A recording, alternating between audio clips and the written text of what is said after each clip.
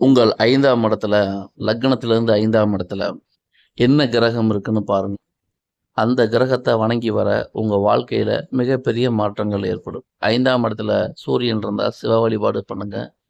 5ஆம் இடத்துல சந்திரன் இருந்தா அம்மன் வழிபாடு பண்ணுங்க. 5ஆம் இடத்தில் செவ்வாய் இருந்தா முருக வழிபாடு பண்ணுங்க.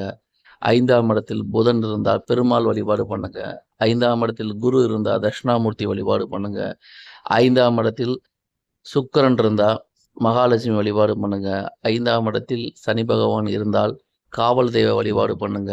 5ஆம் இடத்தில் ராகு இருந்தா துர்க்கை அம்மன் வழிபாடு பண்ணுங்க.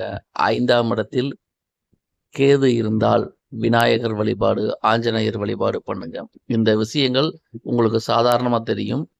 இத தொடர்ந்து செஞ்சு பாருங்க. உங்க வாழ்க்கையில மிகப்பெரிய மாற்றங்கள் என்பது நிச்சயமாக வரும். செயல்படுத்தி பாருங்கள். சிறப்பான வெற்றிகளை அடையுங்கள். நன்றி, வணக்கம்.